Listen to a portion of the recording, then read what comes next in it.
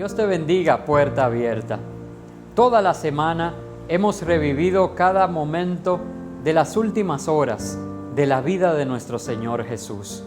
Hoy, en este servicio especial, hemos tomado una representación de nuestra iglesia donde cada uno va a expresar de manera personal e íntima lo que para sí representa las últimas palabras pronunciadas por Jesús en la cruz. Estas palabras, conocidas como las 7 palabras, serán determinantes en términos de lo que significa la obra redentora de Jesucristo. Tendremos niños, tendremos mujeres, tendremos hombres representando todo lo que es el cuerpo de la iglesia. Te invito a que nos acompañes a través de la adoración, a través de la manifestación artística, pero sobre todo a través de la reflexión de la palabra. Disfruten del programa que hemos preparado para cada uno de ustedes.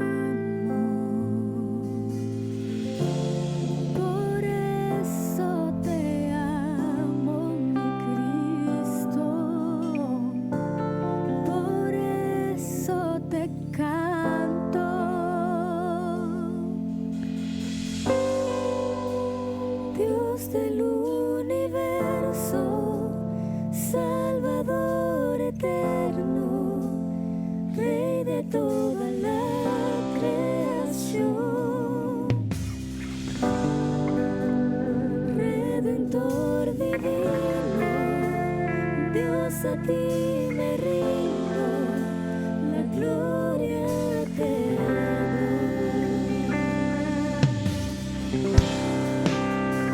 Santo Dios,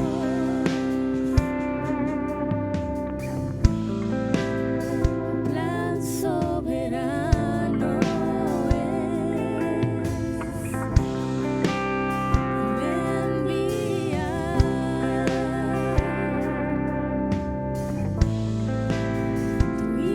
Por la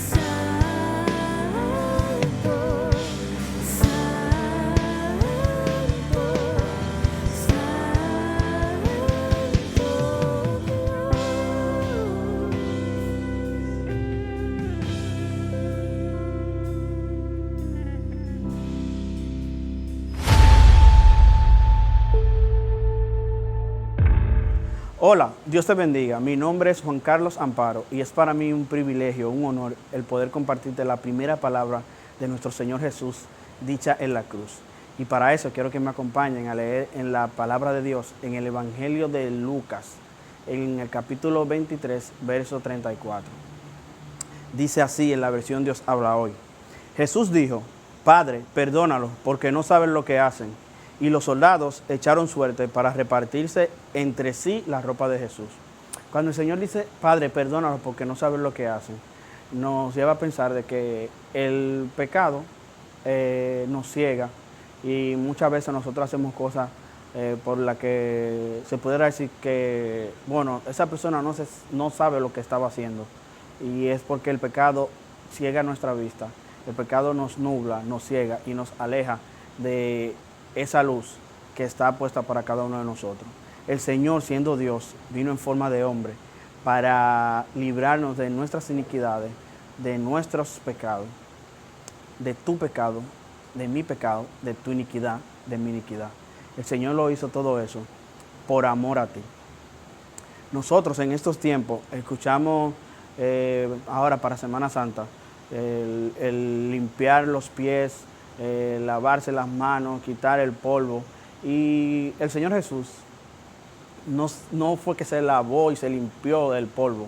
El Señor Jesús lo tiraron al polvo. El Señor Jesús fue al polvo.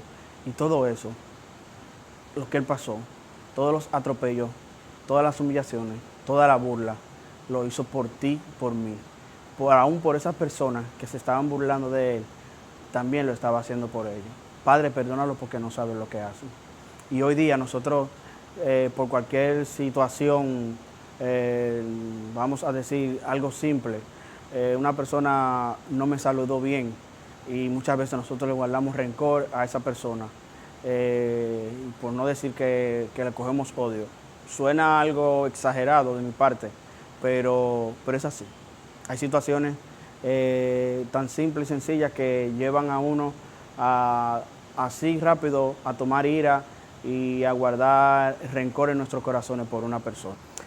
Jesús pidió al Padre por las faltas tuyas, por las faltas mías, por las faltas de cada una de esas personas que estaban ahí en la cruz del Calvario, que lo habían humillado. Y Él pidió por las faltas de cada uno de ellos. Y eso nos hace pensar que el Señor, aguantando todo eso, aún así, Él vino en forma de hombre, dejó su forma de Dios, aguantó todo el dolor, toda la humillación, como en carne humana, por ti y por mí. Entonces, ¿cuáles son las cosas que hoy día nos están haciendo a nosotros tener tanto rencor en nuestros corazones? El no perdonar a las personas porque nos hirió. Muchas veces nos hieren o alguien nos falla, nosotros aún así teniendo la culpa. El Señor no tenía culpa de nada, cargó por la culpa tuya, por la culpa mía. Y eso debería ser nuestro norte, el pensar en que el Señor aguantó tantas cosas y aún así, mientras estaba aguantando, solamente le pedía al Padre: perdónalos porque no saben lo que hacen. Cuando una persona a nosotros nos hiere, nos hace algo que no nos gusta o simplemente no va de acuerdo con cosas por las que nosotros caminamos y andamos, nosotros debemos decirle: Señor, perdónalo porque no sabe lo que hace. Señor, perdóname a mí. Ayúdanos, Señor, a nosotros no estar ciegos por el pecado. Perdónate a ti, perdona a otros, perdona las ofensas que te hacen, porque el Señor aguantó más, el Señor soportó más. El Señor Jesús pasó muchas cosas más por las que hoy día nosotros, por las cosas sencillas. El Señor Jesús, perfecto y sin mancha, sufrió todo eso y aguantó todo eso, todas las humillaciones. Y aún así, lo que le pedía al Padre era: perdónalo porque no saben lo que hacen. Entonces, ¿qué fue lo que te hicieron? ¿Qué cosa se puede comparar a todo lo que pasó Jesús que tú y yo no podemos perdonar? ¿Qué es lo que nos han hecho? ¿Qué cosa nos ha herido de tal manera que nosotros podemos decir que no vamos a perdonar? donde el Señor nos perdonó aún sin nosotros pedirle perdón, donde el Señor perdonó nuestros pecados y los pagó ahí en la cruz por cada uno de nosotros, aún sin nosotros merecerlo. Y Él, limpio, puro y sin mancha, que no merecía pasar por nada de eso, lo hizo por ti y lo hizo por mí.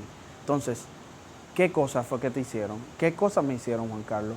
Que nosotros estamos albergando en nuestro corazón y estamos guardando rencor. En Efesios 4, 31 y 32 dice: alejen de ustedes la amargura, las pasiones, los enojos, los gritos, los insultos y toda clase de maldad. Sean buenos y compasivos uno con otro y perdónense mutuamente como Dios los perdonó a ustedes en Cristo. Como el Señor nos perdonó a nosotros en Cristo, así nosotros también debemos perdonar. Alejemos de nosotros todas esas amarguras y todas esas cosas que nos van a alejar de nuestro Señor Jesucristo. Entonces, vamos a perdonar, perdonémonos a nosotros mismos, perdonemos a otros a los que nos han ofendido. Vamos a perdonar, perdonemos a otros como el Señor también nos perdonó. Perdónate, perdóname en lo que te he ofendido, perdona al que te ha ofendido, así como el Señor lo hizo. Y es tiempo de que nosotros pensemos en cada una de las cosas que nuestro Señor Jesucristo nos enseñó ahí en la cruz. Y el estar padeciendo y sufriendo por personas que no lo merecían y que aparte de eso se estaban burlando de Él, lo estaban rechazando, lo abandonaron, y aún así en su corazón estaba el pedir perdón a Dios por nuestras culpas y también decir: perdónalo, porque es que ellos no saben lo que hacen. Que el pecado no nos ciegue, que el pecado no nos mantenga a nosotros haciendo las cosas que hieren a nuestro Señor Jesús. En el Evangelio de Mateo, en el capítulo 13, los versos 45 y 46 dicen: sucede también con el reino de los cielos como con un comerciante que andaba buscando perlas finas. Cuando encontró una de mucho valor, fue y vendió todo lo que tenía y compró esa perla. Entonces, todo lo que el Señor hizo tiene mayor valor que lo que te hizo otra persona. No, escucho siempre de una pastora que dice, cuando una persona se aparta del Señor, ¿qué te hizo Jesús? Entonces piensa en eso, que lo que te haya hecho una persona no sea mayor que lo que el Señor hizo en la cruz por ti. Eso vale más, es una perla de gran precio. Y no hay nada que valga más que lo que Jesús hizo por cada uno de nosotros. Pide perdón por tus pecados ahora y por los de aquellos que te han herido. Pide perdón, ya que nuestro Señor lo hizo por ti y lo hizo por mí en la cruz del Calvario. Perdónate, perdona a otro y vive una vida llena de amor, así como el Señor espera de cada uno de nosotros. Que esta palabra nos enseñe que el Señor pasó más y aún así Él estaba en todo momento pidiendo perdón por cada uno de nosotros. No guardes rencor en tu corazón. Pide perdón si tienes que pedir y perdona a la persona que te dio. Que Dios te bendiga y que el Señor guarde tu corazón, que el Señor guarde mi corazón. Buenas noches, hermanos. Dios les bendiga. Mi nombre es Rubén y a mí me toca compartir con ustedes la segunda palabra de Jesús en la cruz en este día. Y dice así, la palabra se encuentra en Lucas 23, versículo 43. Dice: entonces Jesús le dijo: de cierto te digo que hoy estarás conmigo en el paraíso.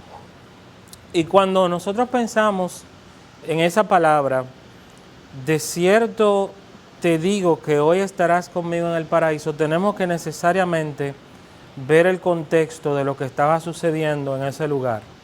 Nosotros teníamos al lado del Señor, como cuenta la palabra, dos malhechores, uno el cual no había mostrado ningún tipo de arrepentimiento y otro que le pidió a Jesús que cuando su reino viniese se acordara de él.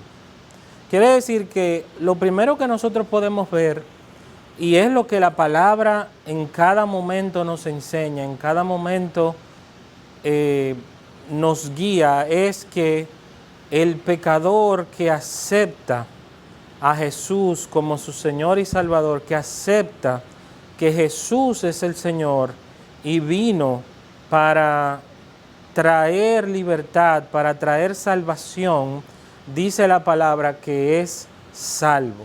Quiere decir que el primer paso que nosotros podemos ver aquí es un paso de fe que dio esta persona al pedirle a Jesús eso. Pero no solamente nosotros podemos ver esto, sino que nosotros podemos ver un Jesús que en todo momento, incluyendo ese momento tan crucial que era el momento de la cruz, que era un momento de mucho dolor, era un momento de cargar todo el pecado del mundo en ese momento, porque como tú sabes, el Señor murió por tus pecados y por mis pecados. Quiere decir que ese momento el Señor estaba cargando con ese peso.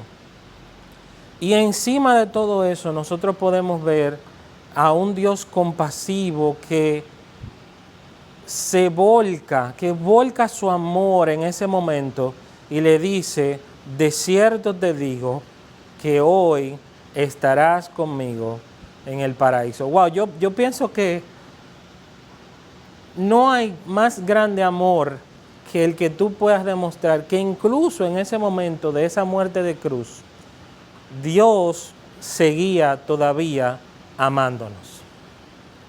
Y demostró ese amor incluso para esa persona que estaba a su lado. Pero hay otro aspecto de esta segunda palabra que yo quiero resaltar en esta noche.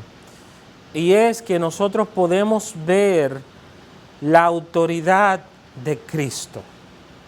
Que incluso en ese momento el Señor sabía que por su sacrificio, que por lo que el Señor tenía en Él, sus méritos, lo que a Él le correspondía, que no podemos olvidar que el Señor era 100% hombre, pero también 100% Dios. Quiere decir que en ese momento nosotros podemos ver la autoridad de Cristo, que decidió que esa persona dice: estarás conmigo hoy. Hoy estarás conmigo en el paraíso. Quiere decir que el Señor sabía que en ese momento incluso iba a vencer, iba a poder llevar a esa persona de esa muerte de cruz a esa vida eterna, que es la vida que el Señor nos promete. Y hay un tercer aspecto de todo esto, que es no solamente el amor del Señor, como yo dije primero, lo segundo que nosotros podemos ver, que es la autoridad de Dios al Él decir: esto es lo que va a pasar. Pero la tercera cosa que nosotros podemos ver es que en ese momento específicamente nosotros podemos ver su gracia. ¿Y qué es la gracia de Dios? Gracia es recibir lo que nosotros no merecemos. No recibir, y yo pienso, yo no sé si usted lo piensa así, pero usted puede leer y buscar en la palabra unos versos antes donde el malhechor que estaba ahí aceptó que por lo que él hizo le estaban trayendo justicia, pero el Señor no había hecho nada, por lo cual debía de ser ajusticiado, pero era la palabra y tenía que cumplirse. Entonces, lo que nosotros podemos ver en ese momento es ese momento de gracia inmerecida, donde el Señor le ofrece esa vida que hoy nosotros podemos decir que tenemos al aceptarle a Él como Señor y Salvador, pero esa gracia que nosotros pasamos de tener un futuro incierto a tener un seguro con Cristo, donde nosotros pasamos de una inseguridad, de una incertidumbre, de nosotros no saber ¿A dónde vamos cuando muramos? Pero cuando tenemos a Cristo en nuestro corazón, entonces se cumple esa palabra que está en el verso 43 una vez más, que dice, de cierto te digo, que hoy estarás conmigo en el paraíso. Damos gracias a Dios por su sacrificio, por su palabra y por lo que Él ha hecho. Dios te bendiga.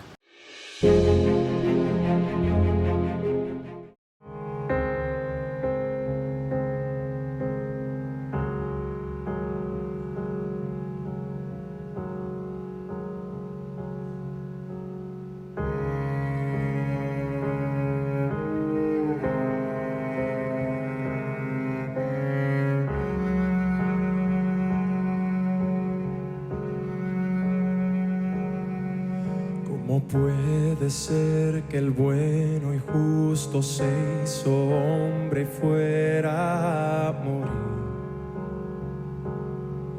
por el más vil pecador? Como siendo yo su enemigo, el sufrimiento en mi lugar tomó en aquella cruz y cargó mi maldad sobre él. Su rectitud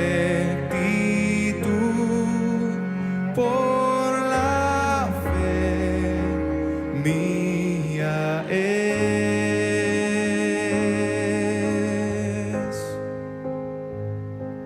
Aleluya, glorioso intercambio, oh cuán gran misterio, que por gracia salvo soy. Aleluya, gloria sea a Cristo por su sacrificio, declarado justo soy en él.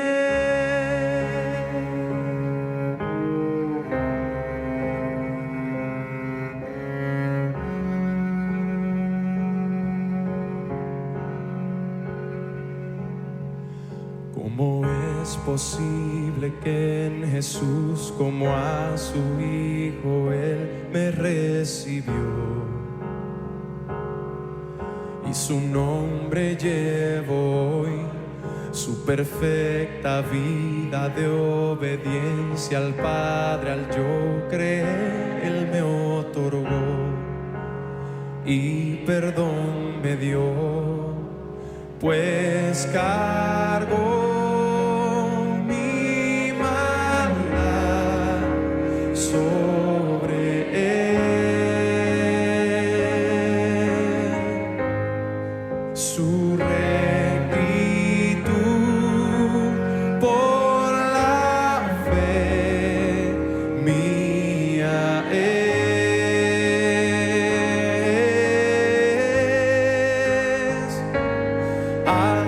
Aleluya,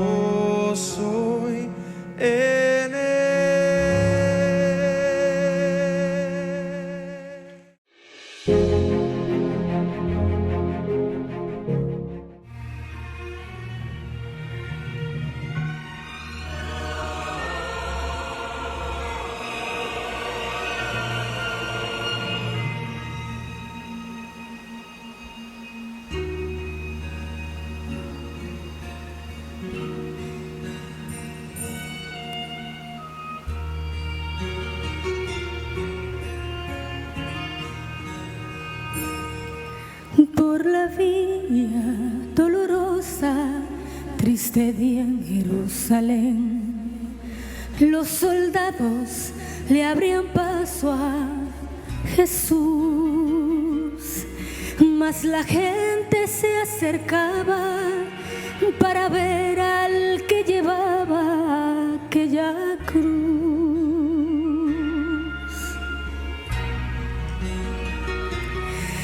Él sangraba por los golpes que en su espalda recibió, con espinas coronado fue el Señor, y con cada paso pudo ver el desprecio de la gente que la amó.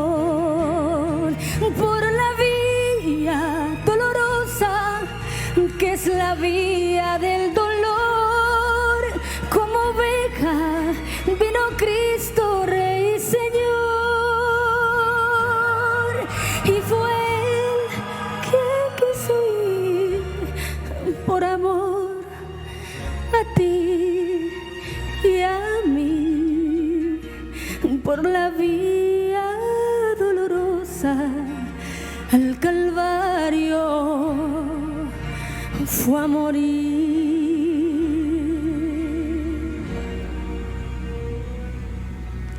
Él sangraba por los golpes que en su espalda recibió, con espinas coronado fue el Señor, y con cada paso pudo ver el desprecio de la gente que la amó. Por la vía dolorosa, que es la vía del dolor, como oveja vino Cristo, Rey y Señor, y fue Él quien quiso ir por amor a ti y a mí, por la vía dolorosa al Calvario fue a morir. La sangre que hoy nos limpia por fe, su huella dejó en Jerusalén.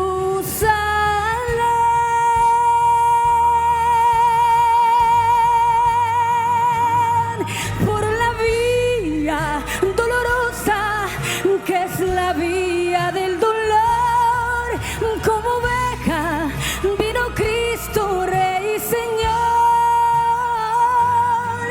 y fue Él quien quiso ir por amor a ti y a mí, por la vía dolorosa al Calvario fue a morir,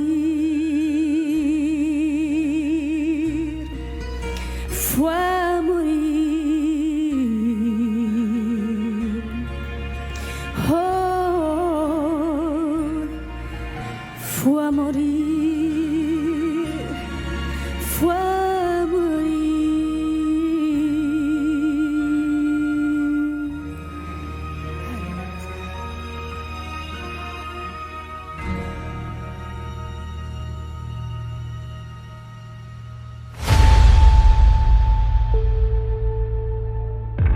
Buenas noches, Dios le bendiga, amigos y hermanos.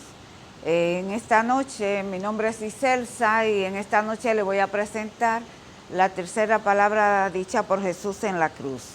La encontramos en el libro de Juan, en el capítulo 19, los versos 26 y 27, y dicen así: Cuando vio Jesús a su madre y al discípulo a quien él amaba, que estaba presente, dijo a su madre: Mujer, he ahí tu hijo.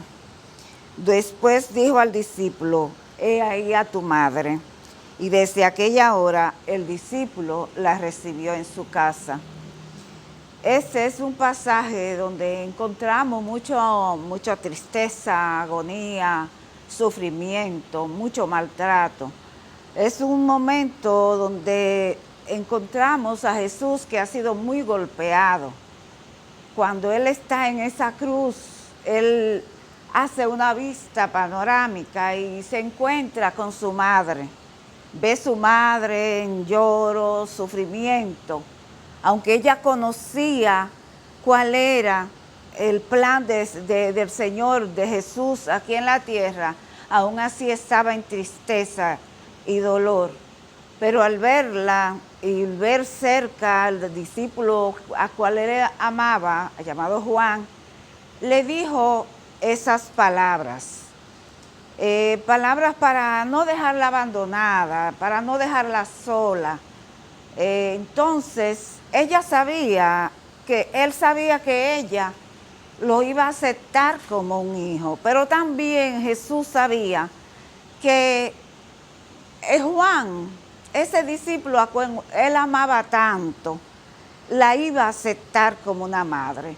Entonces, eso es un ejemplo maravilloso para nosotros, como aún en momentos de dificultad, de dolor, de tristeza, no debemos abandonar a nuestros padres, debemos tenerlo presente en nuestros corazones y hacer con ellos lo más que podamos. Que Dios les bendiga. Dios te bendiga. Mi nombre es Abigail Davis y a mí me corresponde la cuarta palabra que dijo nuestro Señor Jesucristo estando en la cruz. Nuestro Señor Jesús, cuando sabía ya que su tiempo estaba cerca, que luchaba por respirar, se sentía que cada respiración era una agonía. Él, desde el fondo de su corazón, dijo estas palabras, que la podemos ver en Mateo 27, versos 46, cuando grita, extiende su dolor de manera palpable en ese momento. Dígase, cuando el sol azotaba su cuerpo, maltratado, herido, mutilado.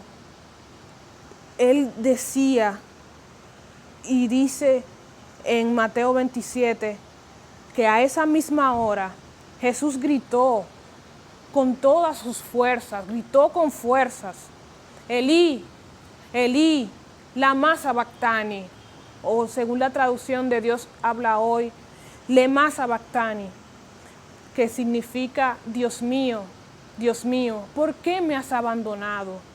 Imagínense en ese momento en la cual Jesús pronunciaba estas palabras con tanto dolor, con tanta impotencia, con tanta carga del pecado de cada uno de nosotros. Y algo que me llamó poderosamente la atención fue lo que ocurrió después, la cual dice en el verso 47, algunos de los que estaban allí lo oyeron y dijeron, este está llamando al profeta Elías. Pero realmente el trasfondo que decían estas palabras viene desde mucho antes. El Salmo 22 comienza con estas palabras diciendo, Dios mío, ¿por qué me has abandonado? ¿Por qué no vienes a salvarme? ¿Por qué no atiendes a mis lamentos? Dios mío, día y noche te llamo y no respondes. No hay descanso para mí.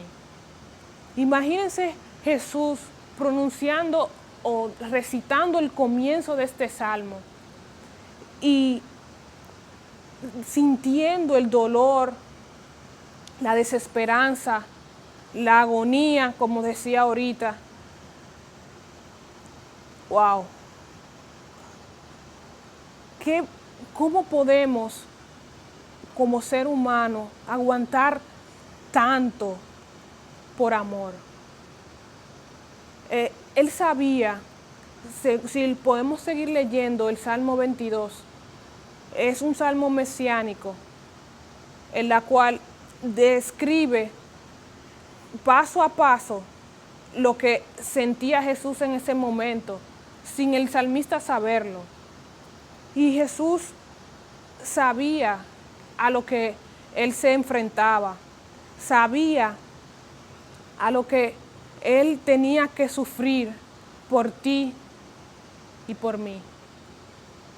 Y definitivamente él estuvo dispuesto a pagar ese precio. Y estuvo dispuesto a ser el que se iba a sacrificar por nosotros. Porque definitivamente como humanos nosotros no teníamos las condiciones para realizar ese sacrificio perfecto que nuestro Señor Jesucristo hizo. Más abajo, en el Salmo 22, en el verso 6, dice: pero ya no soy un hombre, sino un gusano. Soy el hazme reír de la gente. Si podemos seguir leyendo en Mateo, la gente se burló, la gente lo escupió, la gente lo golpeó, lo torturó. Su cuerpo fue destruido. Pero todo esto, Él lo hizo por amor. Lo hizo para que tú y yo hoy podamos alabar su nombre sin ningún impedimento, podamos cruzar al lugar santísimo sin tener que esperar un año completo y que otra persona lo haga por nosotros. Por ese sacrificio, por esas duras palabras que dijo el salmista y por esas duras palabras que tuvo que vivir,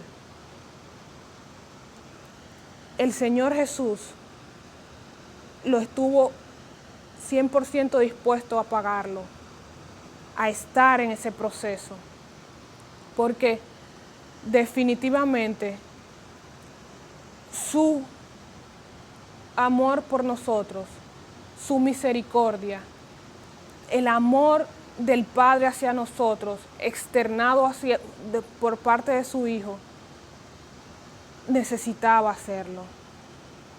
Y más en el Salmo 69, cuando le dieron a tomar vinagre, también lo describe. Salmo 69, 21, donde dice que tuvo sed, parafraseando, y le dieron a beber vinagre. Cada cosa que nuestro Señor Jesucristo vivió fue escrito y estaba escrito por tu salvación y por mi salvación.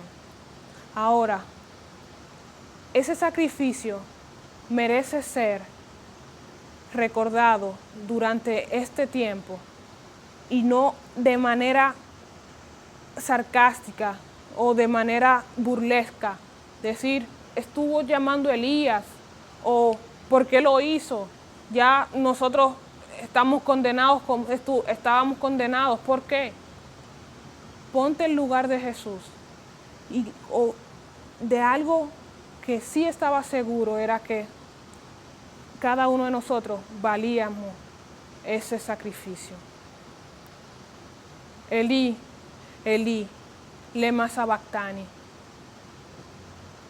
Esas son las palabras que más significado, más profundas son y que para mí y que a la vez me hacen sentir más compenetrada con la historia de nuestro Señor Jesucristo, porque su sacrificio, su entrega, merece ser recordado. Nuestro Señor fue el sacrificio perfecto y me enseñó a que cada cosa que yo haga, cada cosa que podamos hacer o que hagamos para nuestro Señor, debe ser como para Él, para Dios, 100% hasta el fin. Dios te bendiga. Bendiciones, soy Manuel Alejandro y hoy voy a hablarles de la quinta palabra de Jesús en la cruz, que está en Juan 19:28. Jesús sabía que su misión ya había terminado y para cumplir las escrituras dijo, tengo sed.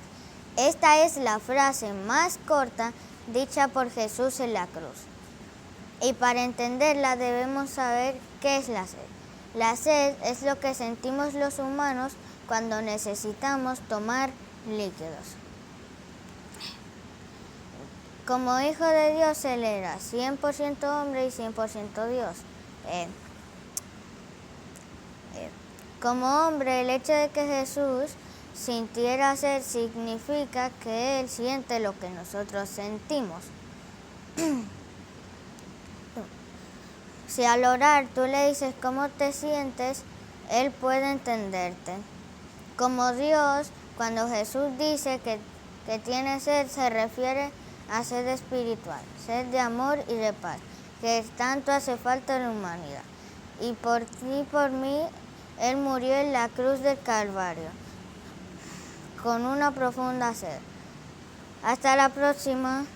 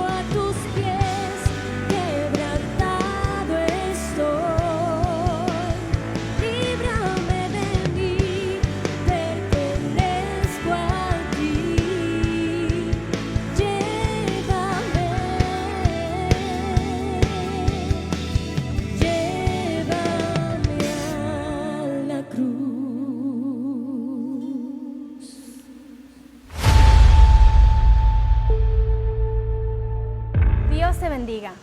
Soy Altagracia Tavares y en este momento quiero compartir contigo la sexta palabra pronunciada por Jesús en la cruz, la cual encontramos en el capítulo 19, verso 30 del libro de Juan. Y este verso dice: cuando Jesús hubo tomado vinagre, dijo, consumado es. Y habiendo inclinado la cabeza, entregó el Espíritu. Al realizar un análisis gramatical de esta expresión, podemos encontrar que la misma está compuesta por dos verbos. El verbo en la oración indica acción o movimiento, y el mismo altera la actividad de la persona o la cosa que funge como sujeto en la misma oración. Consumado es el verbo consumar, conjugado de manera impersonal, y lo que significa que una tarea fue totalmente acabada o completada. Es el verbo ser, conjugado en la tercera persona del singular, y en este caso se refiere a la persona de Jesús.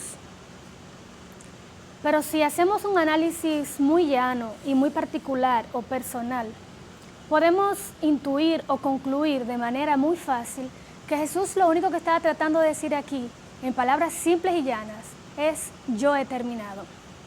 Esta tarea ha concluido, no hace falta nada más. Esta expresión trazó una confirmación que hacía muchos años había sido expuesta por el profeta Isaías en su capítulo 53, una profecía mesiánica que en ese momento estaba siendo materializada y completada. Al emitir esta declaración y previo al entregar el Espíritu, Jesús ratificó la obra y la voluntad de su Padre para garantizar la redención de nuestros pecados. Hasta el momento hemos visto algunos detalles sobre un aspecto descriptivo de lo ocurrido y en esta sexta palabra, pero ahora quisiera comentarles un poco, hasta desde un punto de vista más teologal, con relación a la expresión consumado es, que en el idioma griego esta expresión solo se escribe con una sola palabra y es tetelestai. Para nosotros esa palabra puede sonar inusual, poco trillada, de hecho hasta poco conocida, pero en esos tiempos era una expresión que se utilizaba para distintos momentos de la vida de los judíos. Por ejemplo, el sacerdote decía tetelestai al momento de presentar un sacrificio en el holocausto al Señor. Al sacrificar el animal con toda propiedad, expresaba tetelestai, dando cuenta y dando razón de que había terminado. Cuando los judíos tenían alguna tarea por completar y que en ese momento la concluían, expresaban tetelestai como una expresión de júbilo o queriendo decir, he terminado esta tarea. Pero en otro aspecto, en otro momento de su historia, esa expresión se usaba cuando alguien saldaba una deuda y la había completado totalmente. Un gran alivio para alguien que tuviera una deuda y la completara y la pagara. Tetelestai, he acabado esta deuda. Pero nosotros en este tiempo usamos esta expresión para beneficio nuestro, porque la misma nos garantiza redención y nos da garantía de que somos propiedad de Cristo y que Él hizo una tarea para darnos vida y vida en abundancia. No había nadie más. Jesús era el idóneo. Jesús, el Hijo del Hombre, que anduvo en la tierra y que fue hombre y sufrió en su carne propia el escarnio y el azote por ti y por mí. Jesús entregó su vida para garantizar la seguridad y la redención de la iglesia.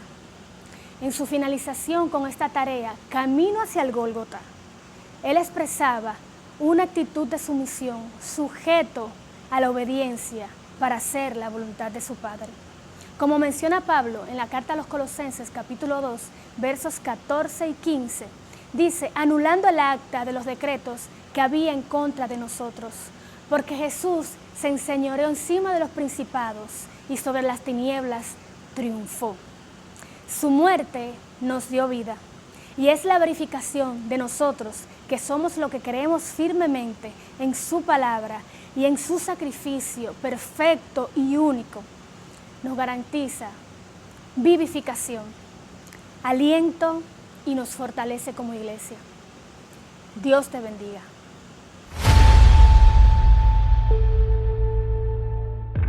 Dios te bendiga. Yo soy Miguel Ángel y en esta noche tengo la bendición de compartir con ustedes la séptima palabra de Jesús en la cruz. Y quiero aprovechar este gran privilegio que se me ha otorgado.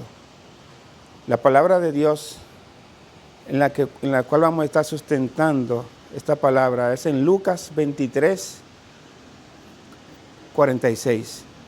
Y dice la palabra de Dios: entonces Jesús, clamando a gran voz, dijo: Padre, en tus manos encomiendo mi espíritu. Y habiendo dicho esto, expiró. Estas palabras dichas por Jesús nos invitan a meditar sobre el inmenso amor de nuestro Señor. Porque aquí se cumple todo. Aquí se cumple el amor. Porque dice, porque de tal manera amó Dios. Y porque no hay mayor amor que dar la vida por su amigo. El amor que ha llegado a todos los hombres. El amor que puede cambiar al mundo. Estaba aquí en ese momento. Jesús, en el tiempo que estaba en la cruz, entregó todo. Entregó su tiempo. Entregó en ese momento, entregó a su madre, como se ve en otras de las palabras. Entregó también su espíritu al Padre en sus manos. Le entrega al Padre lo más grande y precioso que tiene, que es su espíritu. Que es el amor que ha servido y ha cumplido el plan, el propósito y la voluntad del Padre. También su espíritu es el patrimonio que desde las manos del Padre, es el patrimonio más valioso de Jesús, porque desde la mano del Padre, su espíritu sería depositado más luego en sus discípulos, para que este espíritu los iluminara y los sosteniera en esperanza. En estas palabras que Jesús dice con voz potente, como dice, y Jesús clamando a gran voz, Jesús clamó a gran voz, una voz potente, y dice Jesús gritó con fuerza. Jesús gritó con todas sus fuerzas. Fue una exclamación, fue como un grito de victoria, porque aquí se cumplía todo el propósito. Fue como un grito de victoria al Padre. Y juntó todas las fuerzas que tenía para clamar de esta manera. Ojalá pudiera hacerlo como Jesús. Padre, en tus manos encomiendo mi espíritu. Fue una exclamación lo de Jesús. Fue una exclamación con voz potente, con todas sus fuerzas. Fue su grito de victoria. Aleluya. Con su exclamación dice: Padre, he cumplido todo lo que tú me has mandado. He cumplido tu voluntad y ahora quiero descansar en tus manos. Y quiero esperar ahí, dice Jesús. Yo quiero esperar ahí en tus manos. Ahí en tus manos. Yo quiero esperar a los que me han escuchado. A los que han escuchado mi palabra, dice Jesús. Y a los que te han creído y te han aceptado. El Señor Jesús, me imagino que hacía su mirada, al exclamar esta palabra, su mirada al cielo. Su mirada que llega hasta los límites del espacio y el tiempo. Que alcanza el corazón de todos. Una mirada al Padre y entrega su espíritu. En ese instante todo comienza. En ese instante todo se hace nuevo. Una nueva vida, una nueva relación. Todo comienza un reinado de amor y misericordia. Y nosotros estamos llamados a morir como Jesús. Y todos podemos llegar a ser capaces de clamar al Padre en ese momento de entrega de nuestro espíritu. Y también ahora mismo, donde tú estás.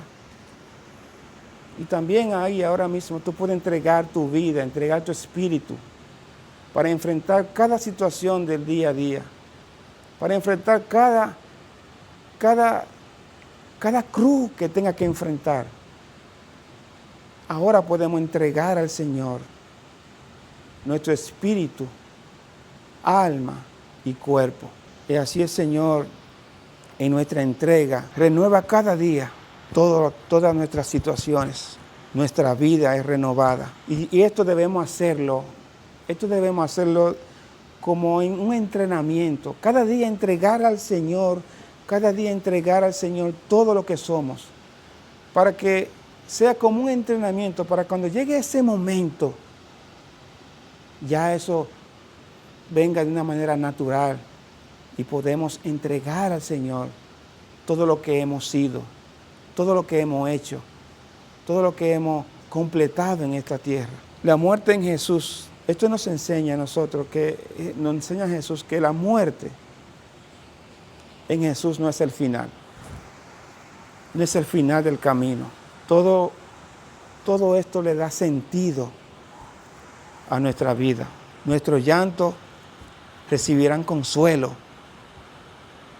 Nuestras contradicciones encontrarán luz.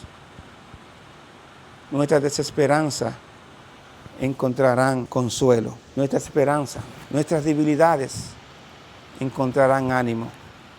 Nuestra tristeza encontrará alegría. Por eso yo te exhorto, hermano, que pongamos nuestra vida, nuestro corazón en la mano del Padre, y toda nuestra vida será guiada por Él. Que Dios te bendiga.